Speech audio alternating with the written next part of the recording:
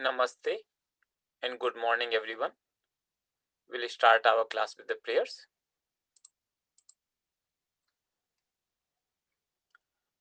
Om Gurur Brahma Gurur Vishnu Gurur Devo Maheshwaraha Guru Sakshat Parabrahma Tasmai Shri Gurave Namaha.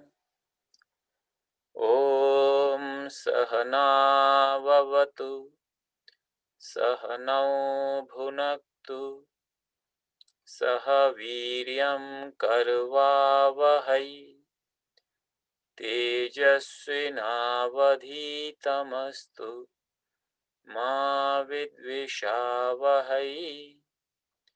Om Shanti Shanti Shanti. Now we'll chant Mahamrityunjaya mantra 3 times to pray for those who are in suffering. Om Trayambakam Yajamahe Sugandhim Pushtivardhanam Urvarukam Iva Bandhana Mrutyurmukshiyamamrutat. Om Trayambakam Yajamahe Sugandhim Pushtivardhanam Urvarukam Iva Bandhana Mrutyurmukshiyamamrutat. Om Trayambakam Yajamahe Sugandhim Pushtivardhanam Urvarukam Iva Bandhana Mrutyurmukshiyamamrutat. Om Shanti Shanti Shanti.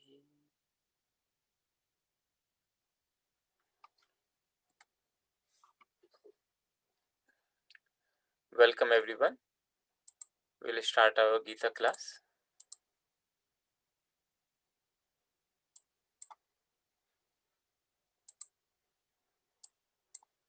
So today we will have the verse number 29 and 30, and that is what finishes the section on Sankhya Yoga or Jnana Yoga, and this will be the end of this current course as well. Next class would be the final class of the current course, and there we will have a summary of all the verses of Gita we have studied so far. So starting, I'll chant this verse one quarter at a time and you repeat after me.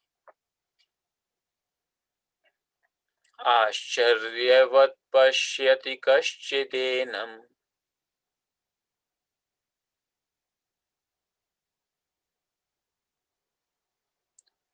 Ashcharyavat vadati tathaiva chanyah.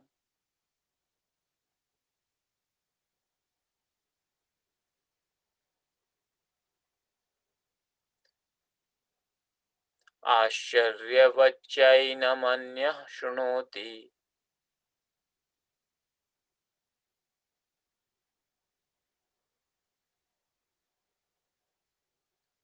Shrutvaapyenam vedana chaiva kaschit.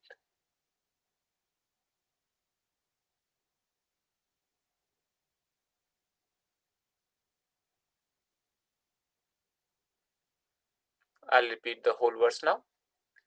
Ashcharyavat pashyati kaschidinam Ashcharyavat vadati tathaiva chanyah Ashcharyavat-chainamanyah shnoti Shrutvaapyenam vedana chaiva kaschit.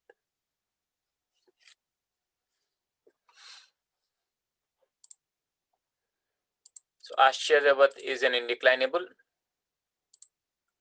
Pashyati is a verb form.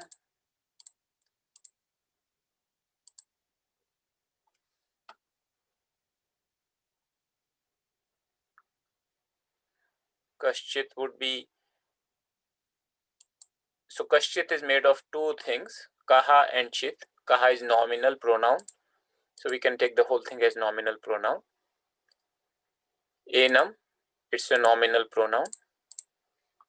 Ashcharyavat, indeclinable. Vadati, verb. Tatha, indeclinable. Eva is indeclinable. Cha is indeclinable. Anya is nominal pronoun. Ashcharyavat is again indeclinable.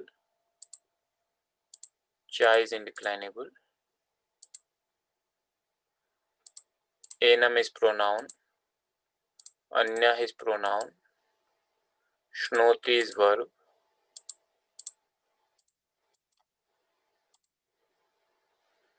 Shrutva is indeclinable.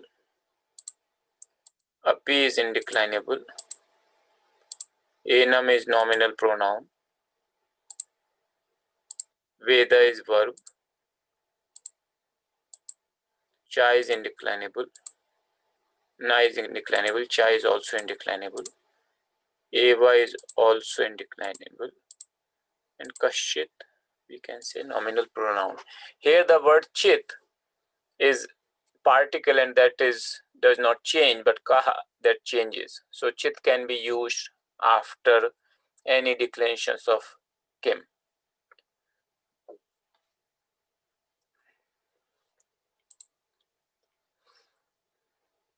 Being in indeclinable, it will only have the meaning.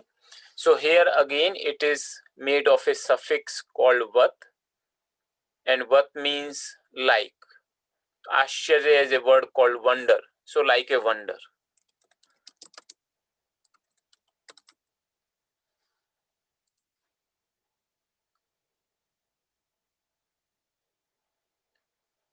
Pashyati is a verb. So this is a simple verb, present tense, third person, singular. It's an parasmaipadi verb, and root here is drush, means to see. So this one would become, the total meaning would become sees. One sees. Kashchit. So Kashchit is, there is a pronoun called interrogative pronoun.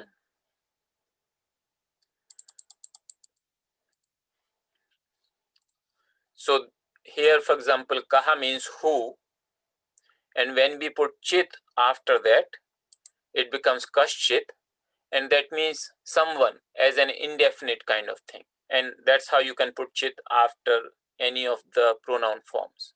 So kashchit means someone, like no specific person. So kashchit would mean someone. Enam, that pronoun we have discussed many times. So this is the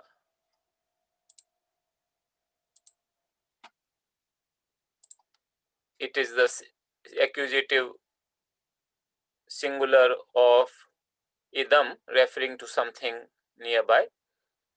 This, and this is used when you are describing, if you are referring to something which is already described.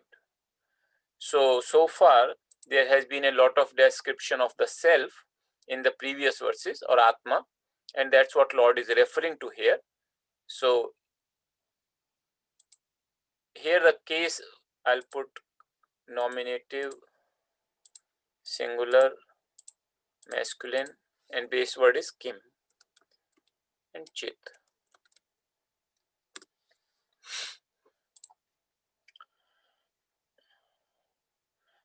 So the declensions are only here part kim, kaha, not chit. So just wanted to let you know. Enam would be accusative singular masculine, and base word here is idam, means this referring to the self. or Atman. Ashyadevat. Again, it is the same word coming here. So here, if you look at this, is the sentence that someone sees this self like a wonder, as a wonder. So this is the simple meaning of this sentence. A varu comes that someone sees this self like a wonder. Then again the Ashyadevat comes here again, like a wonder. Vadati, this is also a simple present tense, third person, singular verb.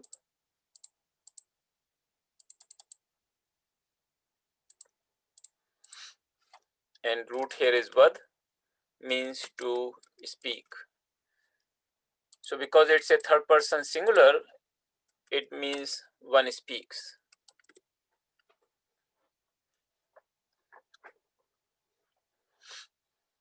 Tatha is indeclinable. It means similarly. Eva, indeed, indeclinable. Cha is and here it's a nominal pronoun, nominative, singular, masculine, and the word here is anya, means another.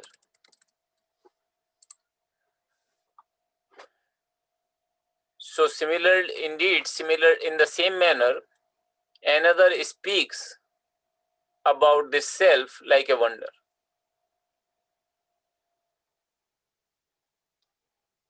So this is another sentence, and this is the meaning. Like someone sees it like a wonder, another speaks about the self like a wonder. Again, this word Ashyadevat.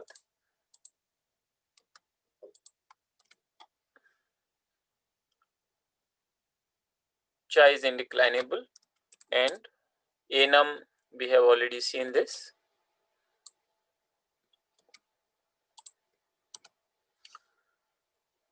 Anyaha, also repeating the same word again. Shrunoti, this is also a simple verb form, third person, singular,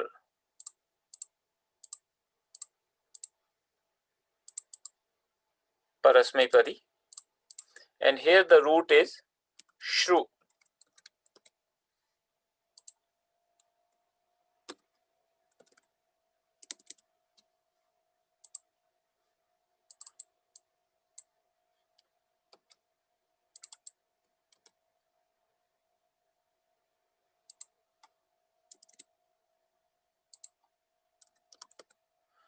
Means to hear.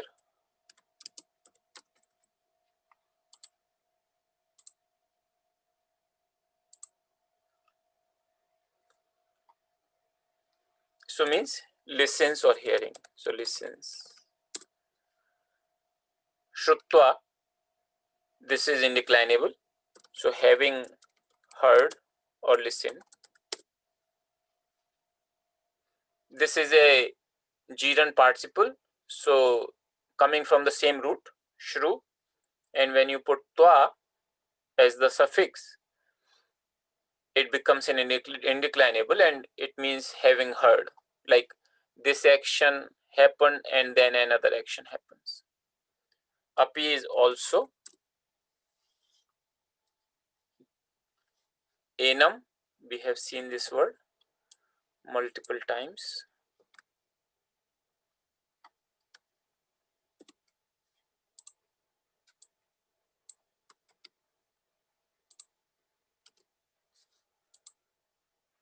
Veda, this is a little bit strange kind of verb form. Normally we will not expect this Veda as a verb form, but this is an alternative. So it's a third person singular, parasmaipadi. So generally you will always expect like third person singular having tik as the, but Veda, this is more of a exception, and here the root is ved, to know or to understand. So knows, this is third person singular. Na means not, cha means and, eva means indeed, kaschit, we have seen this word kaschit.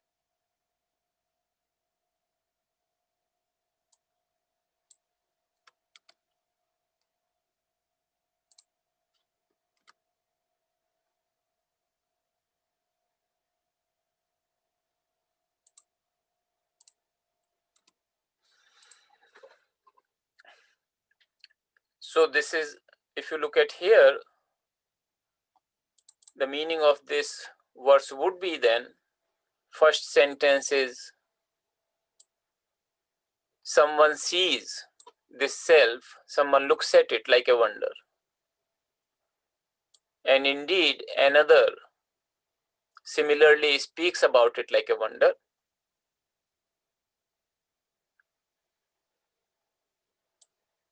And another listens about it, listens about this self like a wonder. And indeed, some people, even after hearing about this self, know it not, do not understand it, do not know it. That's also a wonder. So much of a wonder about the self. So what happened basically, Lord Krishna gave these teachings to Arjuna about the self. And essentially, he invalidated the very reason for sorrow for Arjuna. That the self is beyond any change, including the death. And the body is always subject to change, including death. So knowing this, there is no reason to sorrow. There is no reason to grieve. And he also told a little bit more about self, that how it is beyond time, beyond space, and something which cannot undergo any change, and it is the one self in all the bodies. So that's how he described earlier. And so many times after describing, he is basically telling Arjuna, look, this being the condition, if you understand this, there is no reason to grieve. And after explaining all those things, it was clear to Lord that understanding which removes the sorrow did not take place for Arjuna. So just to make sure that Arjuna doesn't get disheartened, that I do not understand this, Lord is saying that, look, this is not an easy thing. This is a most wonderful thing. And it's not easy to understand. So you are not an exception, not to be not consider yourself at a fault. It's not like you are dull-witted, that you did not understand. This thing is like a wonder. So this thing is something that it's not comprehensible easily. So thereafter he is saying that some people look at this self like a wonder. So when somebody sees it, that means somebody understands it. It's like a most wonderful thing, because so far I understood myself as a little being, as subject to all sort of sorrow and pain and pleasure, as subject to the birth and death. And now I see the self, myself, as something which is beyond everything, which is like nothing other in this universe. So it's like the wonder of wonders. So someone looks at this self like a wonder.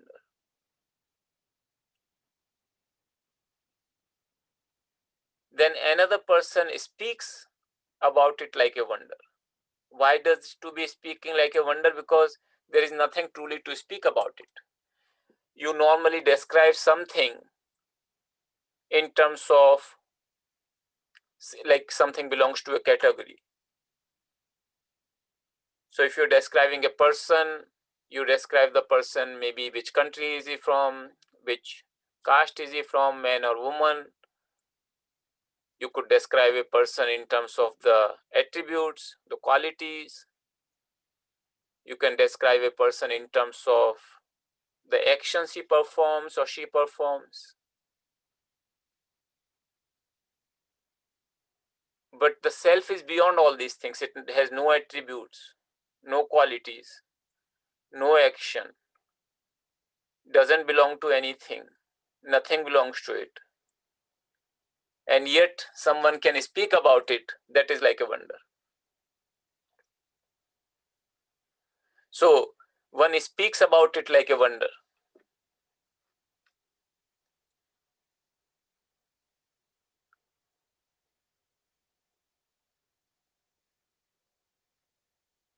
And then another hears it, listens this self, hears about this self like a wonder. Because I have never heard such a thing. When somebody first time is being told, that's like, wow, such a thing could exist, such a thing is there, and I am myself that. And that's a wonder. That's a huge wonder that this thing is there. Nothing in anybody's experience can prepare or give a glimpse that there is such a thing. So it's like a most wonderful thing I ever heard about. And then he is saying that having heard,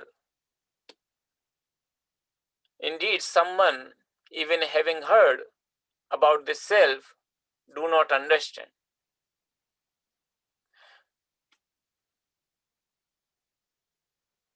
So all these things are wonder, and yet after that, so you can take it in the sense that either it is so difficult that having heard about it, one does not get it, which we can easily relate, most of us.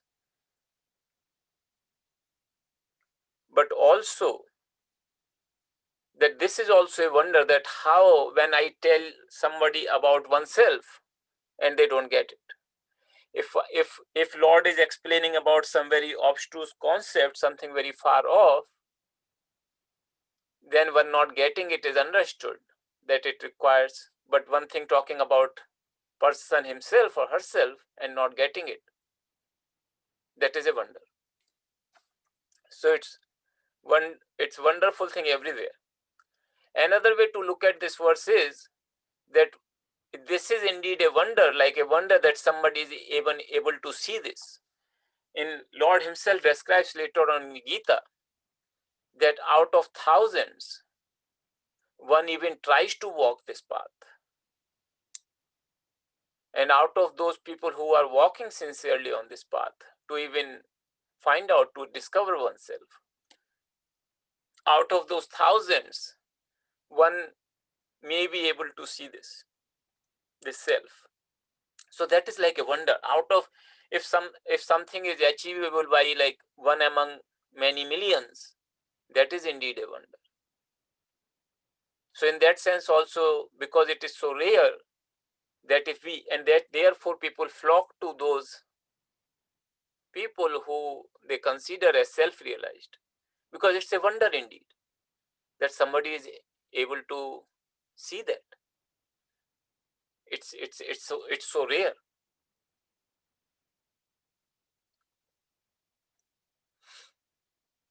And that somebody can speak about it, because from the person who has attained the self-knowledge, he sees no differentiation, he sees no sorrow.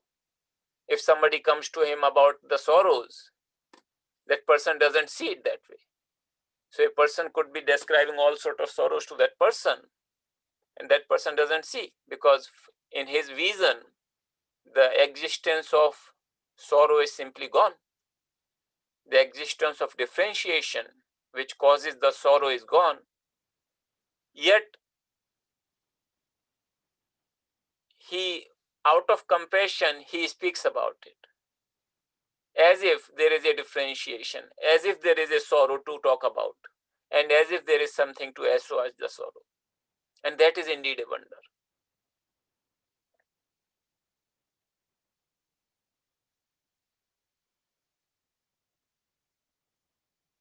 And then somebody hearing about it is also a wonder, because to get it is said that to find a guru indeed is a difficult thing. It's a wonder. But to find a disciple also, an ideal disciple, is also a wonder. Somebody can hear it, because a person is always thinking oneself as I am a small, I am nobody, I am besought with so many limitations. And master is explaining to him, look,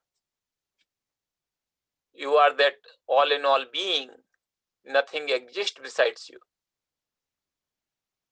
And this person is able to listen attentively, listen properly, hear it properly. That is also a wonder.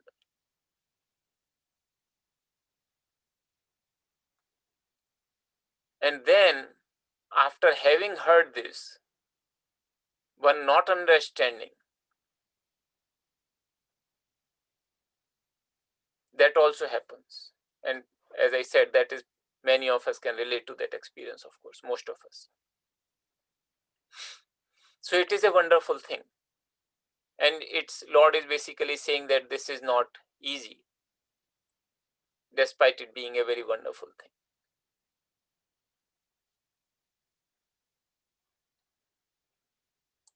So next verse.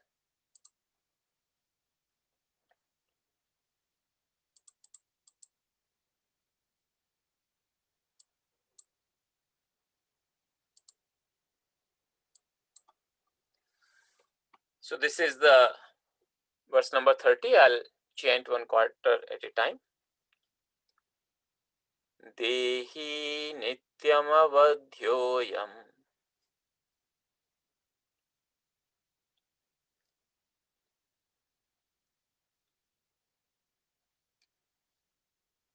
dehi sarvasya bharata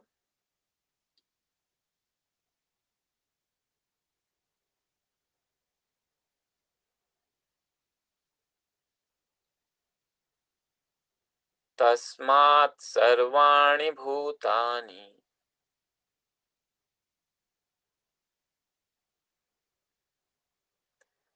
na tvam shochitum arhasi.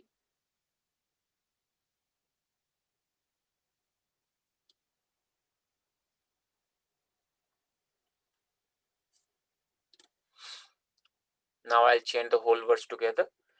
Dehi nityam avadhyoyam dehi sarvasya bharata tasmat sarvani bhutani na tvam shochitum arhasi.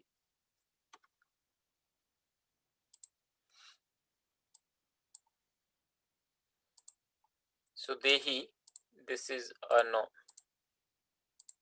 nominal. Nityam is indeclinable. Avadhya is nominal. Ayam is nominal pronoun.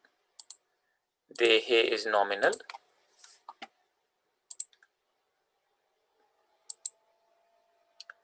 Sarvasya is nominal pronoun.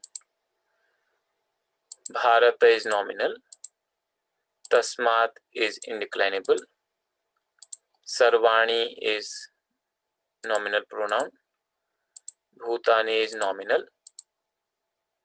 Na is indeclinable. Tvam is a nominal pronoun. Shochitum is indeclinable. Arhasi is the verb.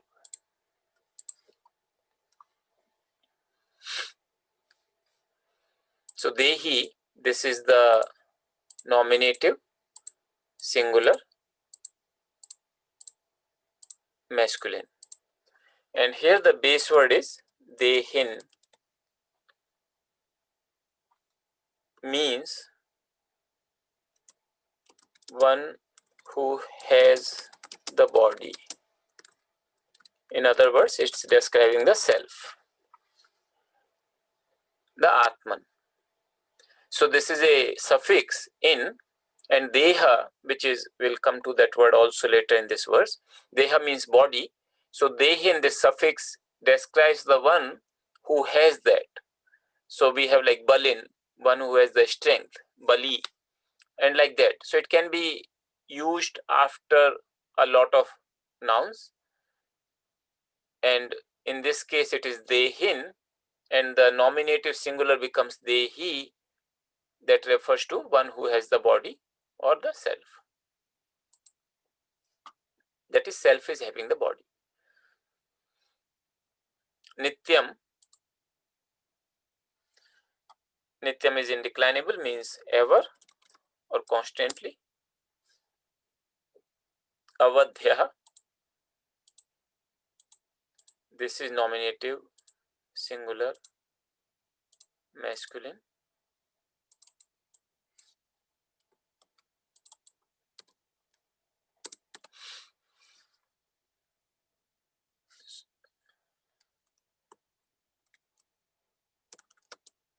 So this means one not possible to be killed. Or you can say unassailable.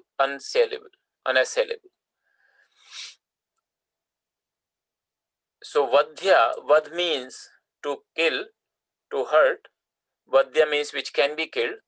Avadhya means which cannot be killed. A is the prefix which denotes the negation. Ayam, it's a nominal pronoun. Nominative, singular, masculine. And here the form is idam. This word we have seen quite a few times, means this. It's a pronoun. Dehe. This is locative, seventh case, singular.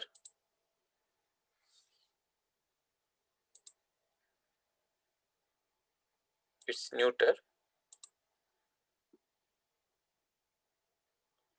I think it is neuter. It could be masculine. I'll double check.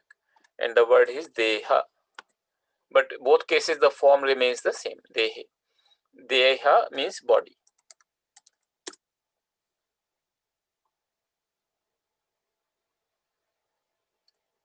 So in this, because it's a locative, and here we are having, so in this body,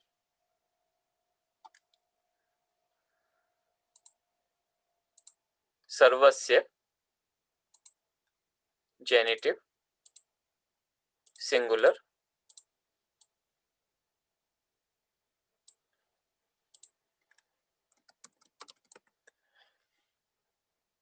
So sarva is the pronoun. It can come in any gender. So here we can take either masculine or neuter. It doesn't matter. And this is all. So of all, because it's a genitive. So it has the meaning of all. Bharata. This is the vocative case. Singular, masculine, and here the base word is the same.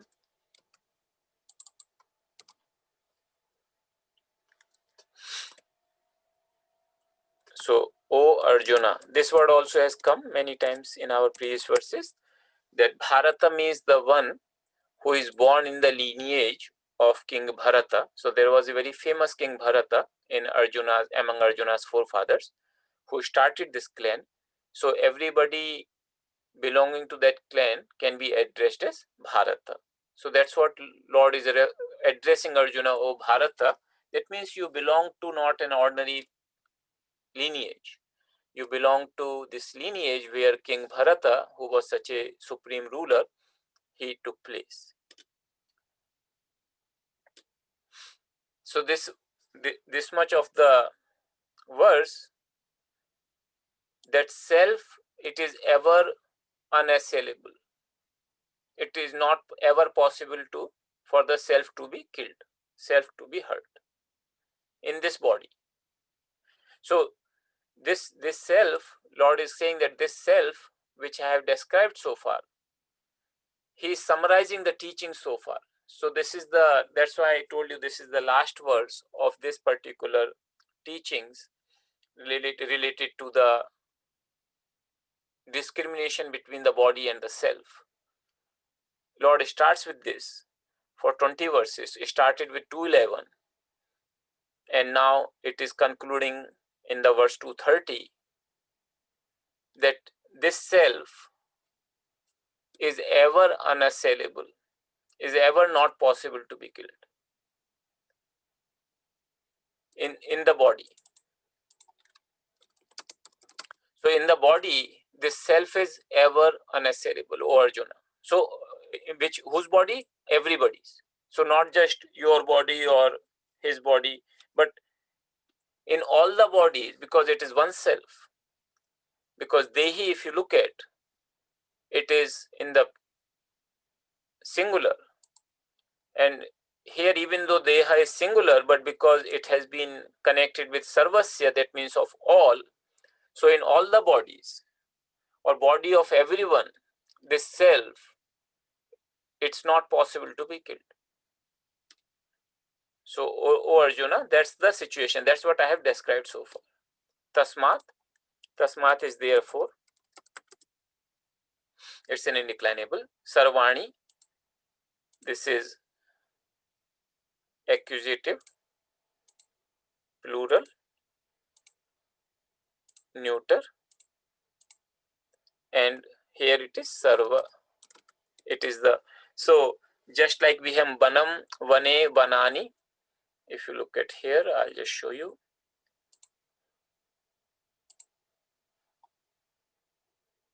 So vanam, vane, vanani. So accusative plural, vanani for the akaranta noun. Similarly, we have here sarvani, akaranta noun. It's a pronoun, but the declinations are same for this particular form.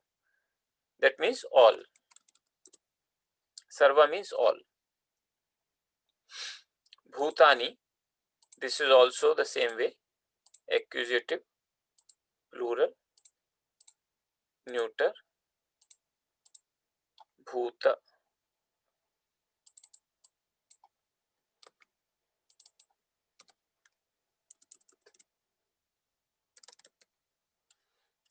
Bhuta means being.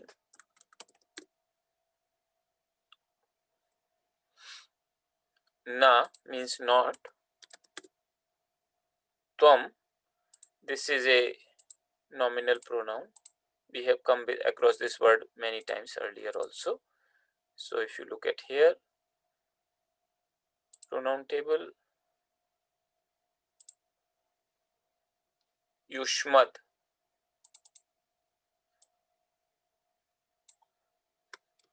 This Tvam, this is the nominative singular.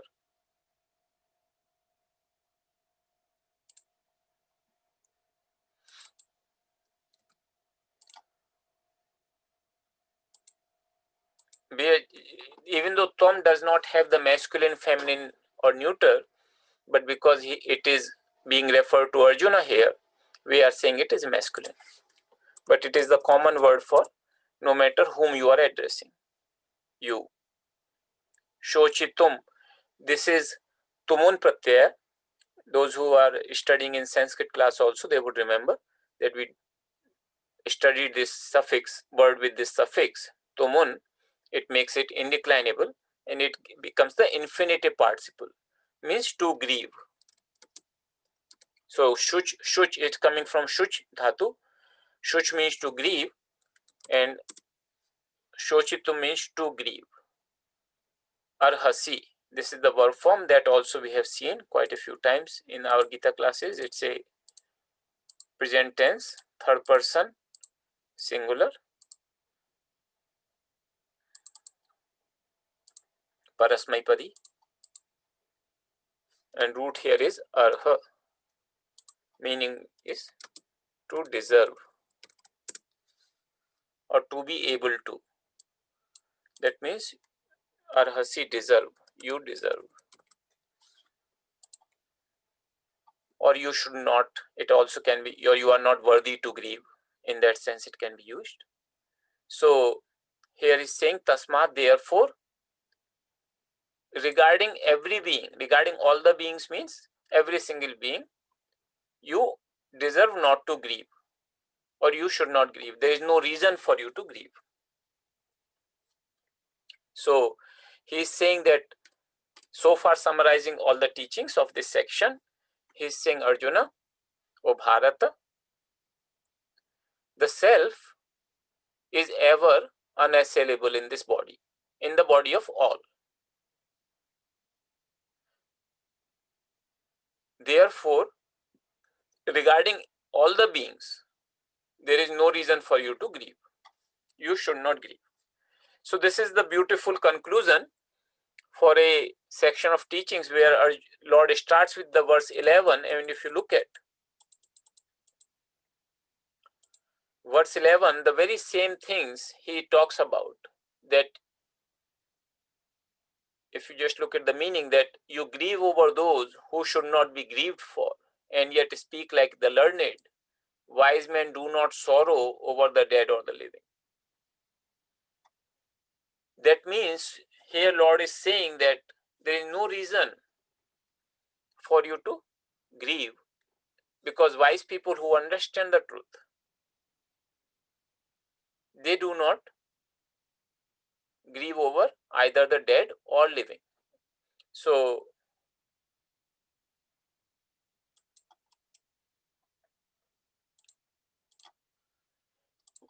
and why is that so? Because deha, this body of everybody, is subject to change and death.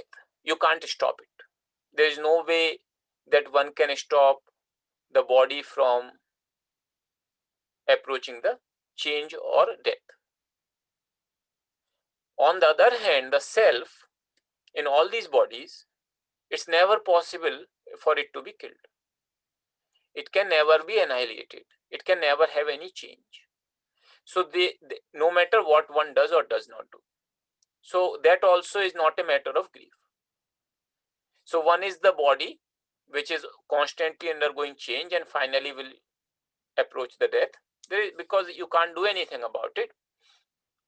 You can't stop that process. There is nothing to grieve about it. And the self, if you are grieving about the self, that is also not a subject of grief, because that is never going to undergo any change whatsoever. The same self in all the bodies. Therefore, Arjuna, regarding everybody, so Arjuna was grieving over that if I fight in this war, people will be killed. I may have to fight with my own teachers, Bhishma and Drona, who are very dear to me, and I cannot take that. So therefore, Lord is saying that not just about Bhishma or Drona or anybody, but regarding all the beings, there is no reason for you to grieve. Your grief is not validated. So with this, Lord is concluding the teachings of this section. Now, the one central theme of this section is that you ought not to sorrow. There is no reason for you to be grieving. And Lord takes the standpoint in this section from the body and the indweller of the body, or the self. So one who understands these two things clearly, there is no reason to grieve. And as we see that if Arjuna would have understood these teachings, then Gita would have come to an end, because his problem is resolved. Apparently that didn't happen, and Gita continues. And Lord takes the different standpoints now to somehow explain to Arjuna that, look, there is no reason for you to be sorrowful. And one of the very beautiful sections comes later in the same chapter, is related to Karma Yoga, and also related to the characteristics of a self-realized person. So the second chapter in general is considered the summary of entire Gita. And for me also, it's my favorite chapter. So with this, I'll take the questions.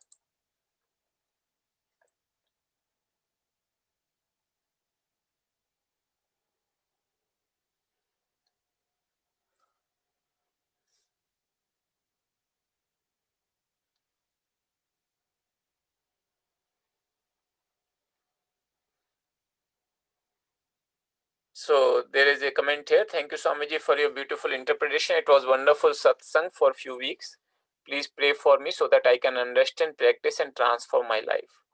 I pray for you, and I also ask you to pray for me because I'm also a seeker and I'm also a student at the same time as I take the role of a teacher.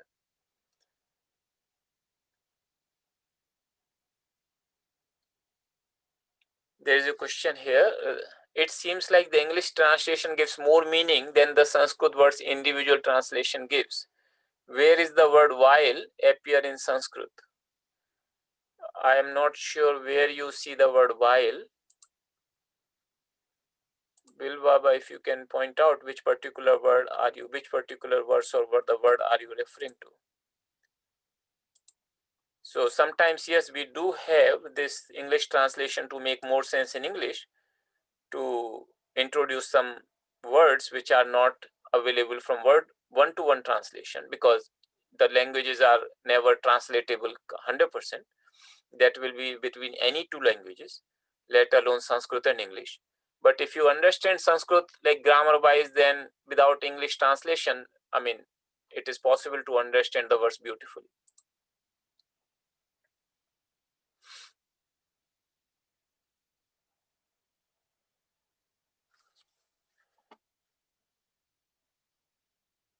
So, okay, so there is a comment here. Arhasi should be second person singular, correct? That is very correct. Arhasi is actually indeed a second person singular. It's related to Tom because Tom is the second person. So thank you for pointing it out.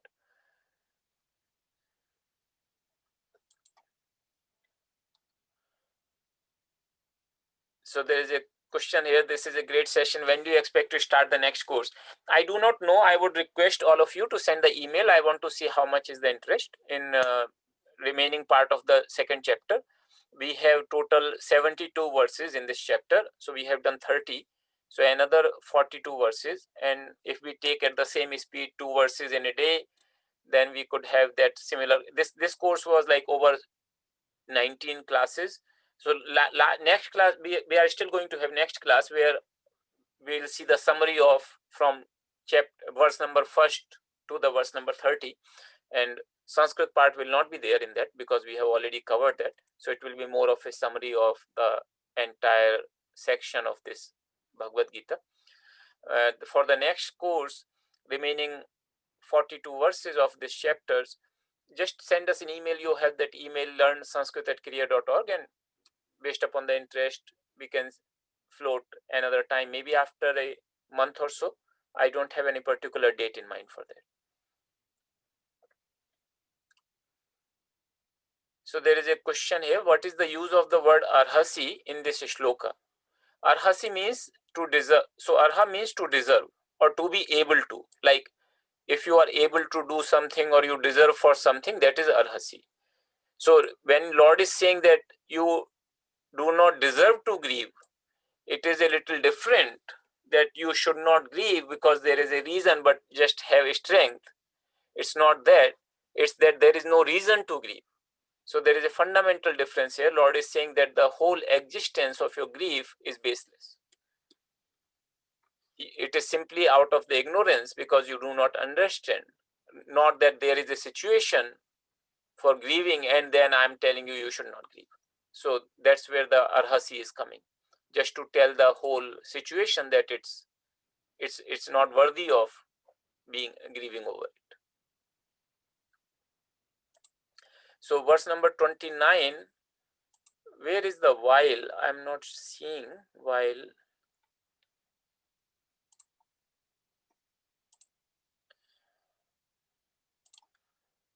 So while, where is the word while here?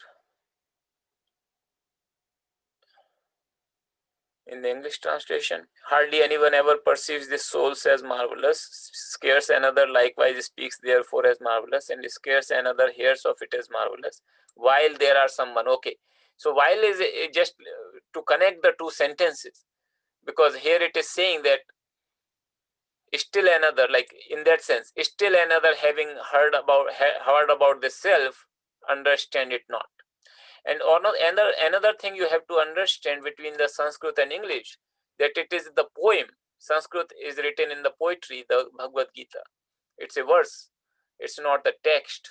While the translation, of course, we are trying to put it in the text. So that clearly would put another challenge for translating from Sanskrit to English. But if someone understands the Sanskrit, and that's why we are taking this grammatical approach, then at least you can see that how the words along with the grammar is making sense.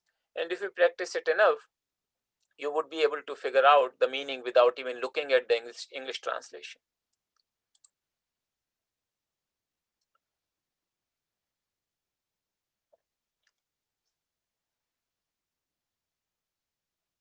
So there is an interesting comment here.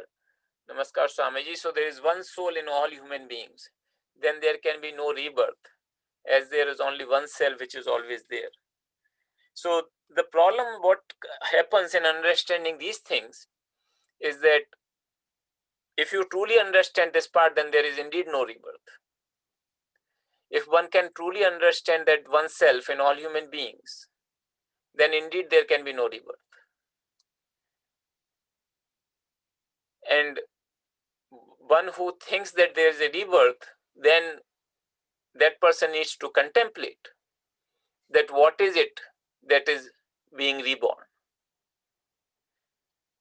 So this is more of a question for a contemplation than something that can be told just like this is born and this is not, because the self alone is. It's not a question of that there is only one soul in all human beings, but the self alone is. There is nothing else besides the self. Lord has already told in one of the verses that Sat alone exists and Asat never existed. So from that perspective, forget the rebirth, even the birth also is not justified. So that thing can only be understood truly when you not only understand about the rebirth, but even about the birth, that even the birth is not there. That's what Lord has said, that for the self, the birth or death do not exist. So if you take the birth as real, then there is no escaping from taking the rebirth also as real.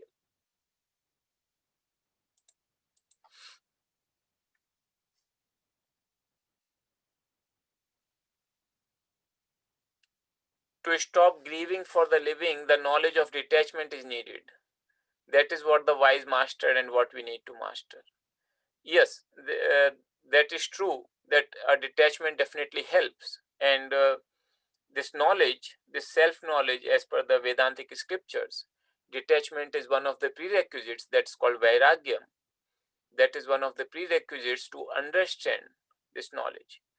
Once this knowledge is attained, then there is no separate effort to have the detachment, because the knowledge alone makes one free from forever from any kind of sorrow. So with this, I would conclude the class, and we will have the last session, that is next Saturday. You will get an email, and that will be summarizing of all what we have studied so far. Thank you. We'll close the class with the prayers.